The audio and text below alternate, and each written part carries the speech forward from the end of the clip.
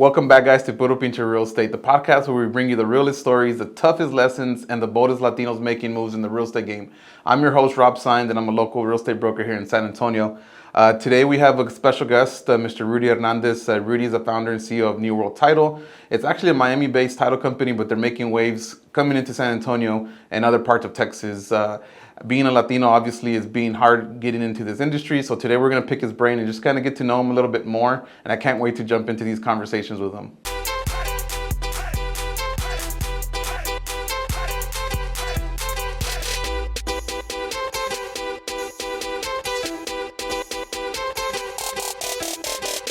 So pretty much, bro, I don't know if I've told you about this podcast and the kind of the setup of what it is, but we pretty much started it a couple years ago. To highlight Latinos in real estate. I feel like it's a very, it's an area that really doesn't get highlighted. There's not many platforms that put up Latinos in the real estate industry to begin with. So we bring on different Latinos from all over. We've done this in San Antonio. We've done it in Houston. We've done it in different cities. And little by little, we're trying to get more people on here.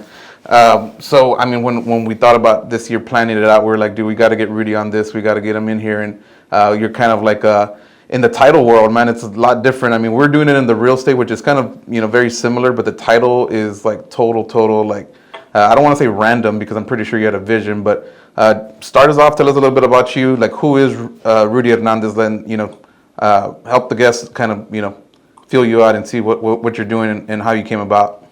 First and foremost, Rob, I really appreciate it. It's a humbling experience to be on here with you, my man. That's a loaded question. Who Rudy Hernandez is a long story, and I don't necessarily know if you have enough time for that. But I was born and raised in Ozone Park, Queens, New York. My parents are both of Puerto Rican descent. I migrated down to South Florida, Miami specifically, when I was 15 years old, and I started my real estate journey at around the age of 23, 24. I started off doing some mortgages. I did extremely well in that field. Transitioned and pivoted to title in 2008. And I don't want to get into what 2008 was, but I think anyone who has been in the industry for long enough knows that 2008 was one of the worst possible years that we've ever encountered. And I just feel fortunate and blessed to get up every single day, change lives, be around such great, wonderful people like yourself, and continue to strive for more. Excellence is always the end goal, and here we are.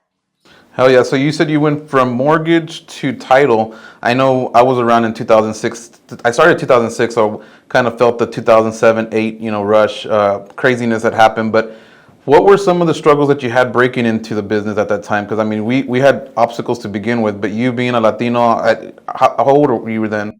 Well, I was in my mid-20s when I got into mortgages. I worked for a huge company called AmeriQuest Mortgage. They're a behemoth in the lending space, and I was fortunate enough to be in South Florida, so I was surrounded by nothing but Latinos. At least the majority were, and B. The people who we were selling mortgages to were also Latinos. And so there was a complete correlation there that really didn't interfere with me breaking in. Yeah.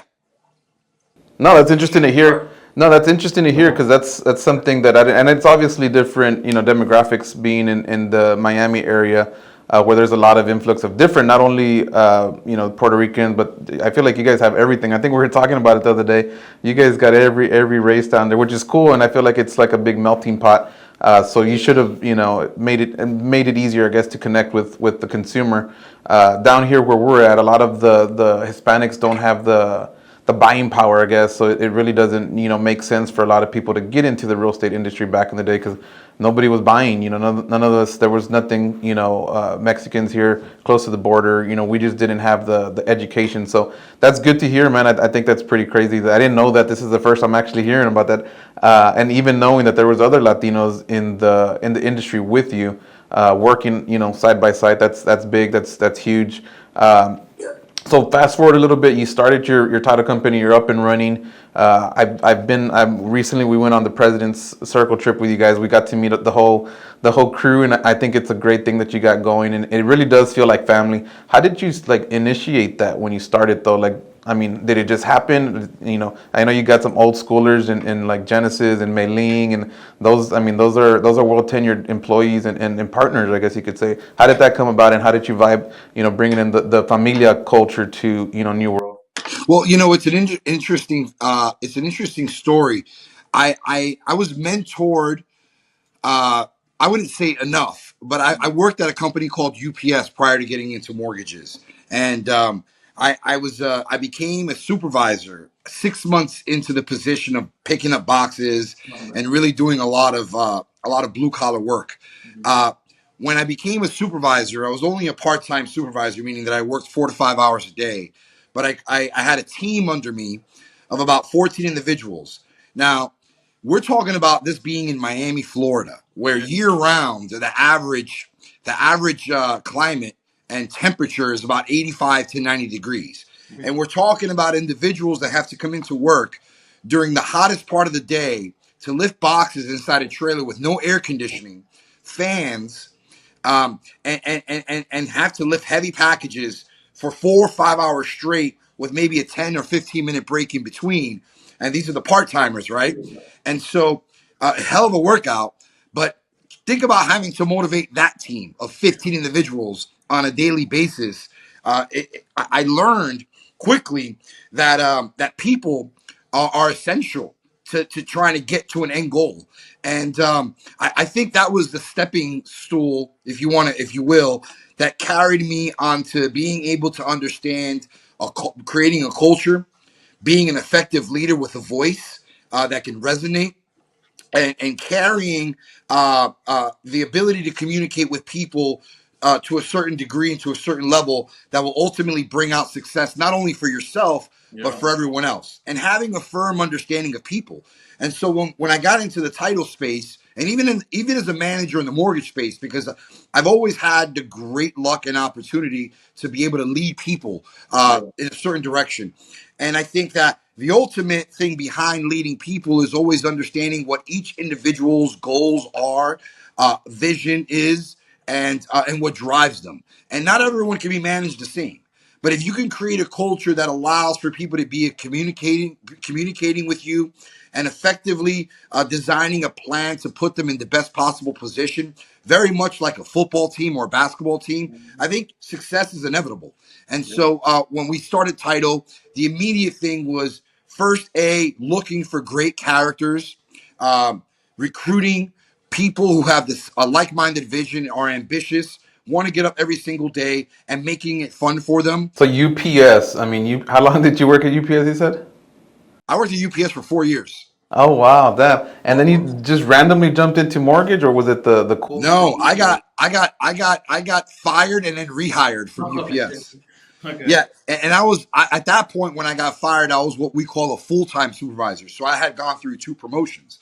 So I was the young guy who was up and coming amongst a bunch of older men who were already established. And I did so well in leading my team and creating production numbers that I got promoted up the ranks fairly quick. So what ended up happening, it's a quick story. What ended up happening is that there was an out-of-towner. Uh, uh, how do I phrase this? Without saying it. So he was a white man out of Charlotte, North Carolina, who came down to Miami to visit. He was a regional manager. And in essence, what he had as a regional manager was he had multiple states under his umbrella. And he was on a 2 or 3 week visit, and he went to our hub. We call them, or like the warehouses that you see, the big UPS warehouses, they call them hubs. So he came to our hub. He didn't know who I was.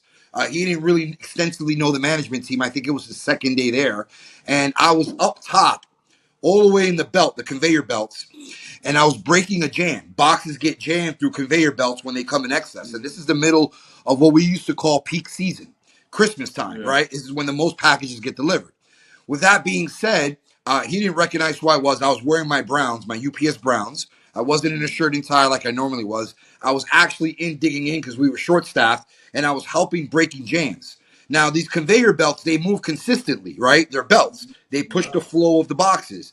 What you're supposed to do per OSHA regulation is you're supposed to stop the belt, put a hook and a latch on it, and then break the jam, go back, take the hook and latch off, restart the belt, and then with your walkie-talkie, call up the simulation and say restart the belt. And what that is it's in place for is to avoid injuries. There's Yeah. many people who have lost limbs, they've lost legs, they've got caught in the conveyor belts. And so OSHA was very big at the time. They were cracking down. Multiple lawsuits happening, so on and so forth, of employees being injured. And so it was a big topic of discussion. And candidly, I didn't follow protocol. And the Yeah. reason for that is just because the airplane was leaving at 9 o'clock, and it was about 8:50, and we still had about 300 packages that were on the belt that needed to get processed. So I was just trying to make service so that these individuals would get their packages the next day, the ones who Yeah. paid the premium. And we would get really, really hit upside the head if there was any service failures. So I got on the belt and it was done. It was done normally. Everybody would get on the moving belts and they would break the jam, get off the belt, and then we call it a day. Well, he saw it. He brought me down. He said, "Young man, I need your ID, and I'm going to walk you out the building. I'm going to have security escort you out the building." So he fires me. But get this, it gets better. Yeah. The day after he fires me, he calls me back into his office because he realizes from everyone else who I was. I Yeah. was a full-time supervisor. He calls me, he says, "Listen, don't ever do it again. I made a mistake." And he gives me my job back. Damn. 2 weeks later, he calls me to his office. He said, "I made a mistake. I should have never given you your job back. I'm firing you again."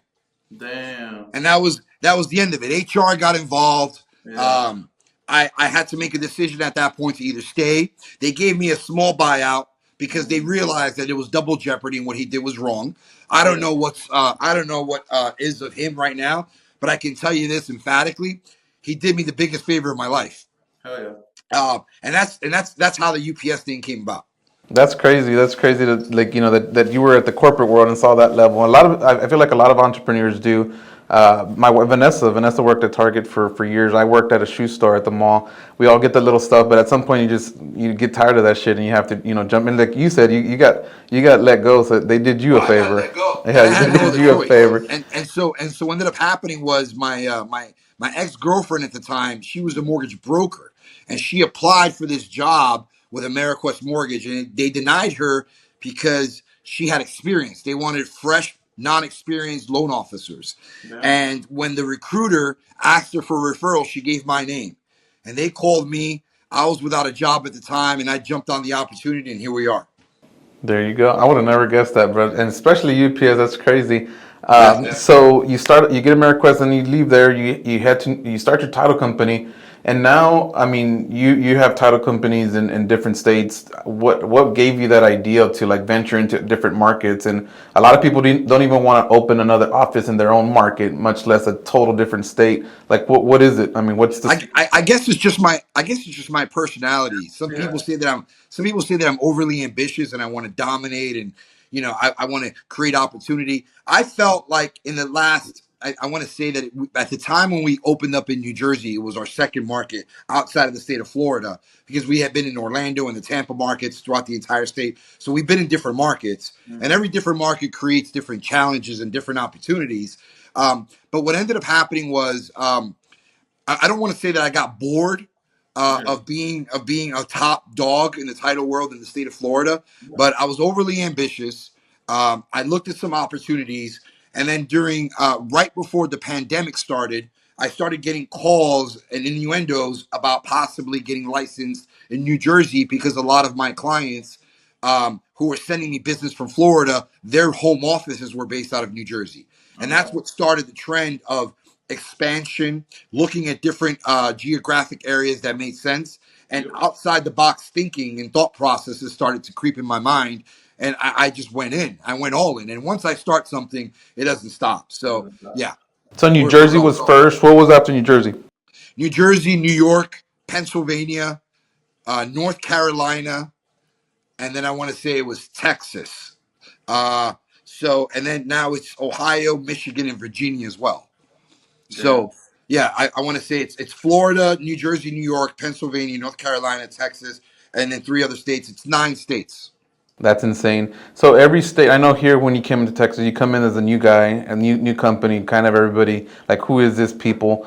I mean, how do you get past that? Do you just say, fuck it, let's just, do it? Or, I mean, what do you think? What do you People, people. When I met you, Caesar, and Jeff, Yeah. And the vibe and the instinctual feeling of wanting to partner with Yeah. different types of people from all walks of life gives me the drive and the energy to say we can overcome and this is going to be okay. And and listen, I candidly, I'm not going to name the states, but I've been at states and I've met with other potential partners that were all the way in that I've had to turn down because I just wasn't feeling, I wasn't feeling the same type of energy. It's a feel for me.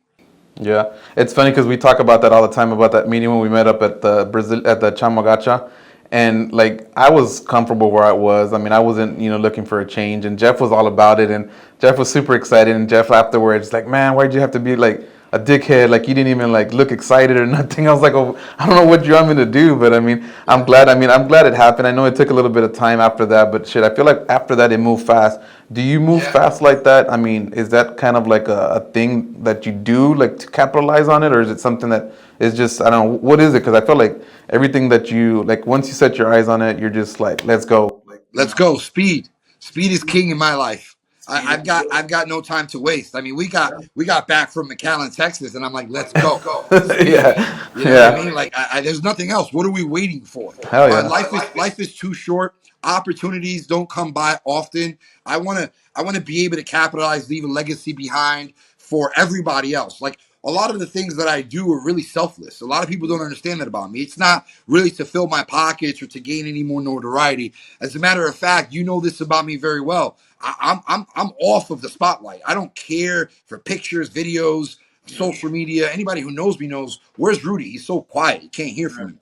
And I prefer it that way. I like to push everybody else to the forefront. You can gain that notoriety. I'm okay with that. For me, it's about leaving a legacy behind, being dominant, being great at our craft, learning every single day, and candidly being number one. I want to be number one.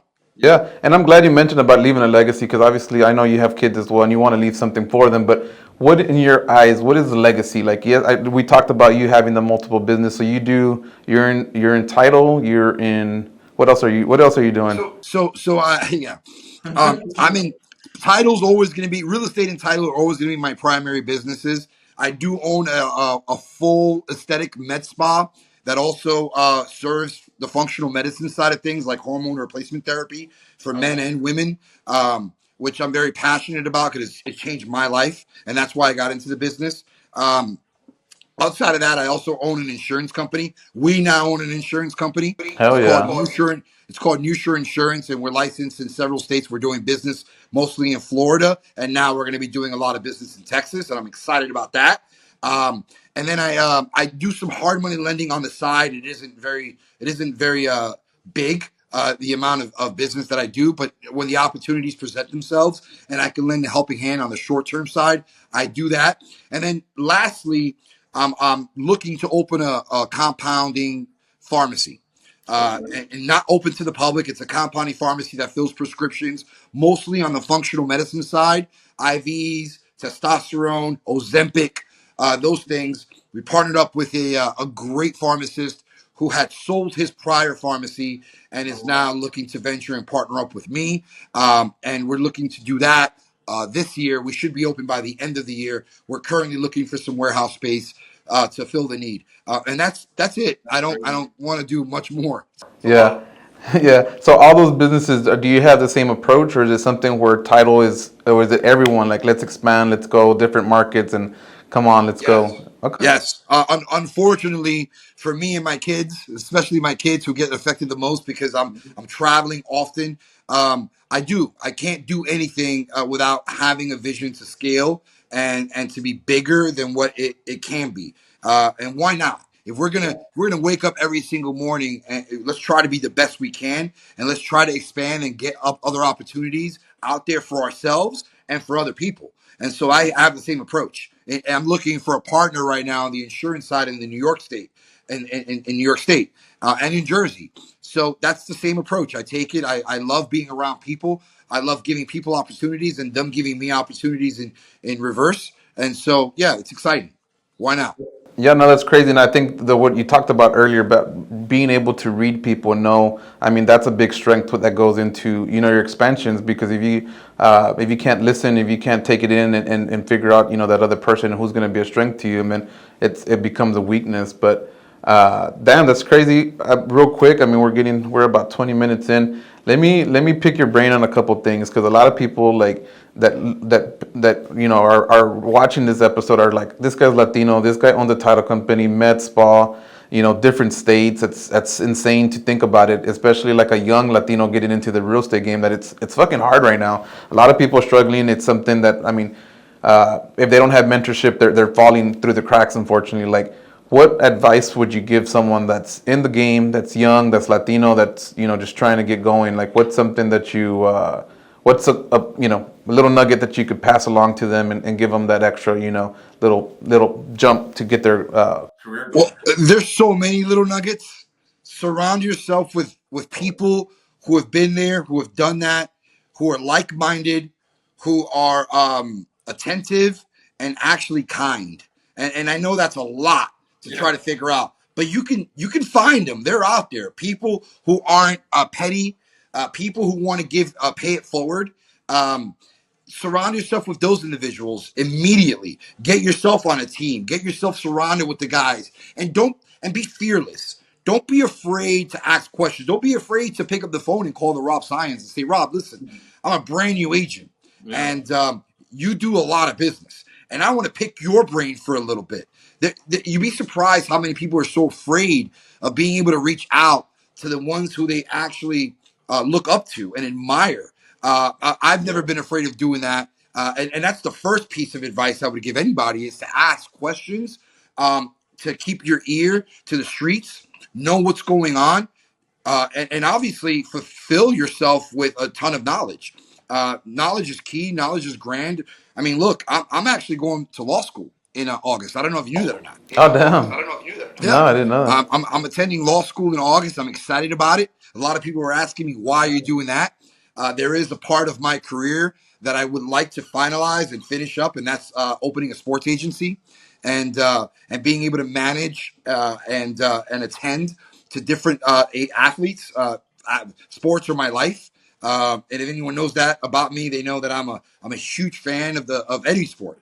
And so I think that giving my success entrepreneurially, I have a leg up to get into that world because I currently deal with different types of athletes in different forms and fashions. I'm exposed to them, and I think that I can do a really good job of putting them in better positions than they're being put in right now with the current state of everything. I got my manager's boxing license, and I've got my MLB agent license pending. And so not a lot of people know that, but now it's out there. I think it's going to be a lot more advantageous for me to get into that field, into that walk of life with a law degree. And so I'm on my 3-year journey starting in August. That's crazy, and it's one of those. It's always been kind of like the term, like doctors and people with high wealth. Sometimes they don't know what to do with their money, now athletes are like the spotlight of it because they're just a lot of them go broke after certain years. And I don't think sometimes we know the gift that we have being in the real estate industry because I'm guessing a lot of the stuff you're gonna gear towards real estate and investing and stuff like that. That's crazy that you're meshing it all together, man. Listen, what I want to say to the people listening out there is to not worry. I'm not going anywhere on the title side. Title's my baby. It always will be. But I think that there can be a complete collaboration and it'll be a cohesive thing with the sports agency. And again, I'm not looking to get into that field and just go completely dark on everything else. I think it's advantageous for me to have a law degree as well from the real estate side of things. Given that it goes hand in hand, and so I'm excited about it, and I'm looking very much forward to seeing how else I can change more lives. That's awesome, man. A busy man like you always stays looking at the next thing, and I think that's something that you got to, or else you kind of fall behind. Just to kind of wrap up, I mean, what do you think as far as like what's going on right now with the market and stuff? Where do you think we're going? Where do you think this year is going to end up? I mean, not only for NuWorld, but just in general. I feel like you invest in other stuff as well. Like, where do you think we're going to be 2025? I mean, can you give us some cheering up and get these people excited about this damn year? I'm excited. I think we're in a great position. I think that what happened in the past couple of years, though no one wants to hear this, had to happen. And I think we're put in a prime position now for there to be somewhat of a small rate cut, which is inevitable this year. The trajectory looks good. I think that we've got a better a better option in office in the White House right now, and I think that bodes well for the economic momentum. And I think that the pent up energy is going to start showing itself in the next few months, and a lot has to do, candidly, with just the overall the overall sense of feeling good about who we have in the White House right now, and some of the changes that are going to be coming along, whether it's deregulation or whether it's just pouring into the economic society to help improve any type of momentum to get real estate on its right on the right track. And I'm seeing it now. I'm already seeing an upswing in orders overall. I'm seeing there be momentum. I know it's not what it was during the pandemic years. It wasn't. It's not 2020. It's not 2021. But those things happen, and they happen in spurts, and we just got to wait for that next cyclical thing to come back. But there is an upswing, and I'm very, very excited for the future. Hell yeah. Same here. 2025 is the year to grow, and that's everybody has like their word of the year, and that's my word is growth.